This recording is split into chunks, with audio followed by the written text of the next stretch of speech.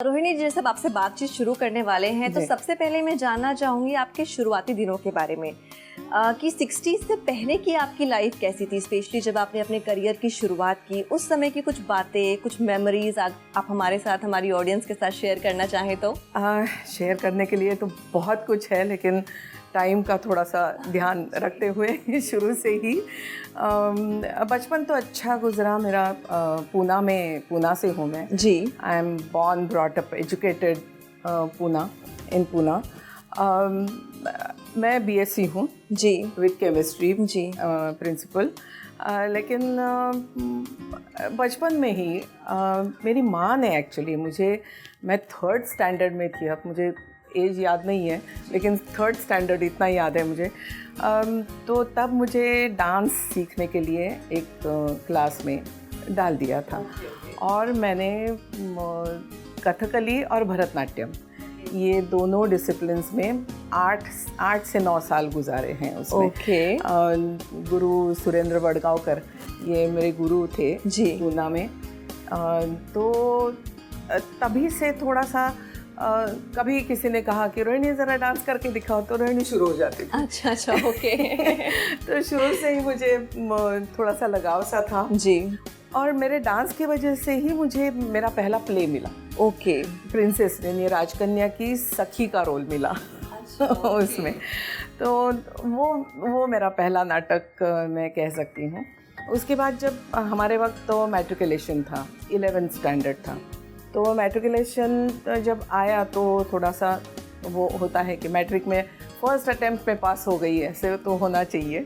तो मैट्रिक में थोड़ा सा मेरा डांस कम हुआ, लेकिन उसके बाद कम हुआ तो कम ही हुआ। उसके बाद नाटक का तो चस्का लगा हुआ था उससे। जी बिल्कुल। और फिर मैं नाटक में काम करने लगी। मेरे पिताजी अनंत ओक वो नाटक में काम करते थे, वो डायरेक्शन करते थे। तो वो थिएटर पर्सन थे, हालांकि जॉब था लेकिन मोर ऑफ थिएटर पर्सन। जी। तो उनके हाथ के नीचे मैंने पहला मेरा बड़ा वाला प्ले किया, जिसमें मुझे राज्य नाट्य स्पर्धा जो महाराष्ट्र में होती है मराठी में, तो उसमें मुझे मेरा पहला सिल्वर मेडल मिला एक्टिंग के लिए। तो वहाँ से थोड़ा सा, यानी शुरू से ही लगाव था शुरू से कला के प्रति आपकी रुचि थी, पहले डांस फिर थिएटर्स। जी। तो उसके बाद फिर नेचुरली मुझे बनना था डॉक्टर, लेकिन बीजे मेडिकल में एडमिशन नहीं मिली उस वक्त। मेरे पिताजी मुझे पूना से बाहर भेजने वाले तो थे नहीं जी। मैं ये 60s की बात कर रही हूँ, लेट 60s की। तो मैंने बीएससी कर लिया, लेकिन डेस्टिनी ऐसी होती है कि मेरे पिताजी ने ही मुझे एक कटिंग लाके दिखाई। अच्छा। ये कटिंग है जिसमें 25 scholarships in different fields of arts from central government. जी। तो वो इसको अप्लाई करो चाहो तो। अप्लाई किया। अभी all over India 25 scholarships in different performing arts, यानी उसमें गाना भी था, उसमें इंस्ट्रूमेंटल म्यूजिक था, उसमें डांस था, डांस के इतने सारे डिसिप्लिन्स थे जी। और one of that was theatre. Theatre का तो उसमें फिर मैंने अप्लाई किया एंड लकीली मुझे कॉल आया। कॉल आया, मैं इंटरव्यू के लिए चली गई और वो स्कॉलरशिप मुझे मिल गई। तो अभी वो स्कॉलरशिप, उसके लिए मैंने नेशनल स्कूल ऑफ ड्रामा का नाम वो किया था। अच्छा, कि मुझे वहाँ जाना है। मैं गई, वहाँ पर भी सिलेक्शन हुआ और मैं 3 साल के लिए दिल्ली चली गई नेशनल स्कूल ऑफ ड्रामा में 71 to 74।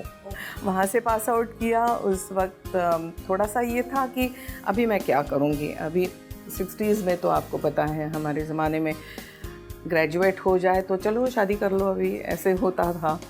लेकिन मैंने 3 साल गुजारे, तो वापस आने के बाद थोड़ा सा पीछे पड़ गए थे मेरे माँ बाप जी कि शादी कर लो। तो उसी दौरान जयदेव जी से, यानी जयदेव हट्टंगड़ी जो मेरे बाद में पति जी बने, तो वो और मैं हम नेशनल स्कूल ऑफ ड्रामा में मिले और वहीं पे थोड़ा सा शुरू हो गया था। बिल्कुल बिल्कुल। और 77 में हमने शादी की।